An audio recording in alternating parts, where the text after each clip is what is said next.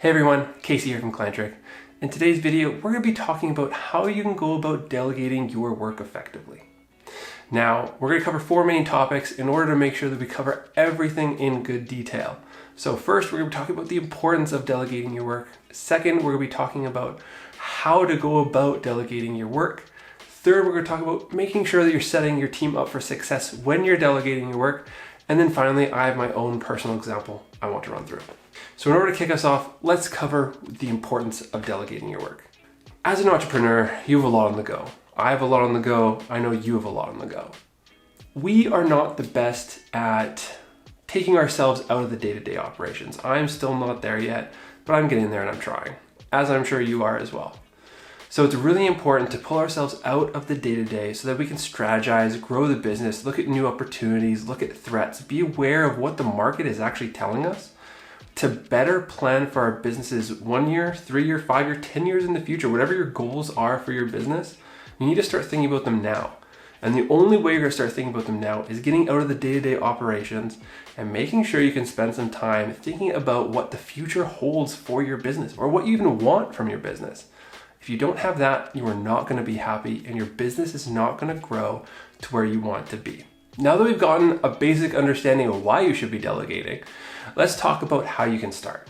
Now, you really need to understand where your time is going to better understand where you're going to go to. So in order to actually delegate work, you have to know what's taking the most time up in your business, what's taking the most time up in your day.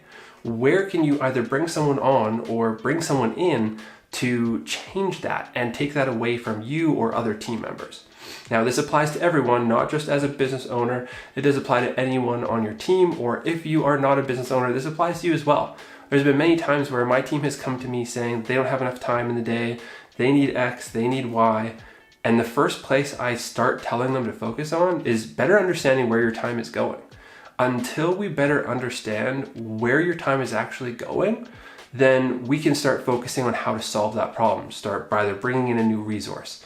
Maybe it's delegating tasks that you're working on that are not effective for you and bringing someone else in to help out with that. So what you want to do is you actually really want to start tracking your time in whatever way, shape, or form.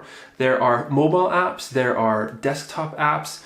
I typically honestly just use a Google spreadsheet or a spreadsheet in general. In this case, we use Zoho, but we do use a spreadsheet and we'll just capture what we're doing, when we're doing it. I'll even use a pen and paper to keep track of all this stuff.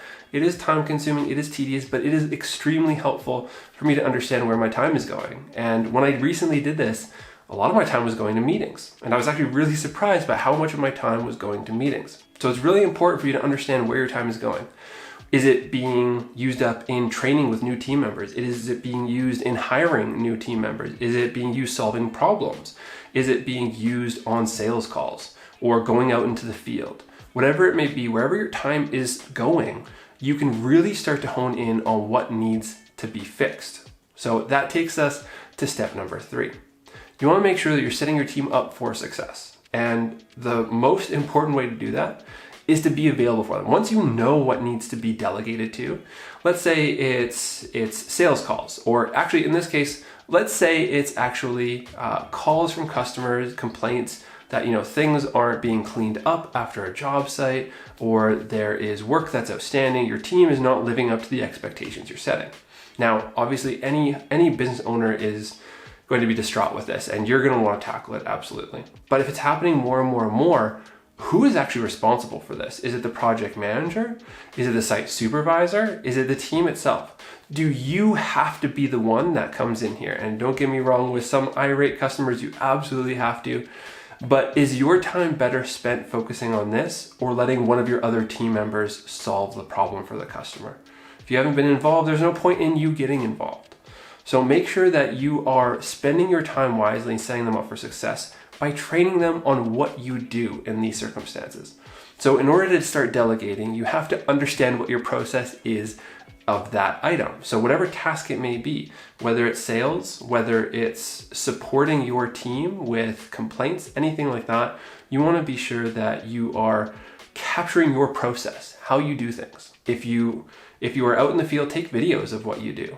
If you are internally, if you're just in an office doing admin work that you're going to be outsourcing to someone, let's say it's invoicing what you're doing, and you don't want to be doing that. capture it, record your screen of what you're doing. It doesn't really matter how you do it, but record it. Maybe make a list of notes of the steps that you're taking to complete this. Because you have to pass this on to someone. You can't just throw them into the fire. You have to be sure that you're giving them solid instructions in order to actually complete the task at hand. So make sure that you're documenting your process in some way. And then once that's done, you can send that to them to review. Say, hey, look you're now going to be taking on these responsibilities. I need to delegate this out to you. I can no longer be the one that's doing this. Here are steps of instructions that I follow. And when that is done, and when they've reviewed the items that you have documented, now they can come to you and they can talk to you about how you actually do it. Typically, the best way to start actually delegating work is a 3-step process where you show them what to do once. That's great. So you do it all. You do all the work. If you're doing a site inspection, you're training a new salesperson, well, you want to take them out and you are going to show them everything. Maybe a couple of them, but you are going to show them everything at least once. And then after that, the next step is to have them show you what to do with them there. So you're going to have them walk through the entire site inspection with you right there. You're going to be by their side, shadowing them, watching them, helping them ask questions when they need it, and you're going to be there to guide them. And then third is that they do it on their own without you being there. That's really it. You want to be able to showcase that they have the skills, they have the expertise, you know they're going to be able to accomplish these things. You just need to be a resource there for them. You're going to show them what to do. You're going to have them do it for you with you there, and then you're going to have them do it for you without you there, but you're going to be reviewing everything every step of the way.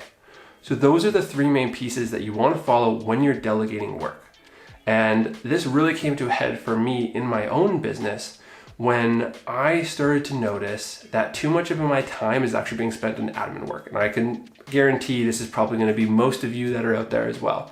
Admin work is one of the most tedious things.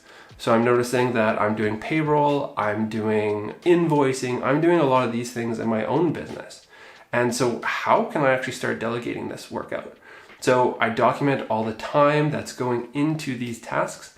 I understand what I'm doing, and I'm starting to document how I actually go about and do it. I'm creating videos on my screen as I am completing the tasks. I'm capturing that. I'm creating a step-by-step process of what needs to happen at that time.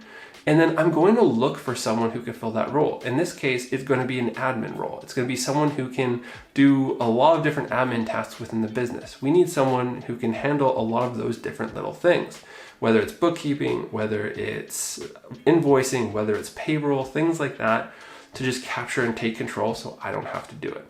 So that's how I'm looking at it. When I'm going to go through that process, I'm going to find someone that I like, someone that I think can actually do it. I'm going to share them how I do things. I'm going to have them ask me questions. And then I'm going to show them exactly what I do, at least once, maybe more if they have questions and they need a bit more guidance. I'm going to show them what to do. This is how you go ahead and complete this task. And then I'm going to get them to show me how they're going to do it with me right beside them. So I'm going to have them walk me through those steps. I'm not going to say a word. I'm going to have them walk me through the steps that they're going to do to complete it. And I'm going to have them ask me questions. And then the last step is I'm going to have them do the task themselves. And then I'm just going to review at the end and I will give them my feedback. And depending on what each of these steps, we may have to go back and retrain. But this is why it's so important to set your team up for success. You want to make sure you're setting your team up for success. And that's why you need to do all these things, that 3-step process. If you are not there to guide them, if you are not there to be their guide, they're going to fall flat on their face. It's not going to be a fun experience. They're going to be pissed off. You're going to be pissed off. You're going to take the work back and it's going to end up as a complete and utter failure. I've seen it time and time again. I've even done this myself. It's hard as entrepreneurs or someone to give up power and responsibility. It's always a lot quicker if you just handle it, but that helps no one. You are only going to get more busy. You need to make sure that you are delegating these tasks out to someone on your team. So please make sure that you're going to go out, think about how you can start delegating by tracking your time, starting this process by finding someone, either bringing them on, hiring them, or bringing someone in internally already who's going to handle this task moving forward and guide them through that 3-step process. That's really the only way you're going to be able to delegate work out, and it's going to end up as a success. Otherwise, it's going to end up as a failure, and everyone's going to be frustrated, including yourself and your team members. It's going to cause a ton of friction that you just don't need.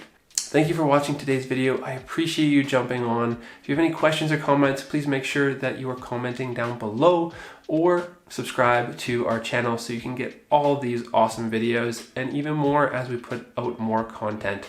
Thank you so much for watching, and we'll see you in the next one. Bye for now.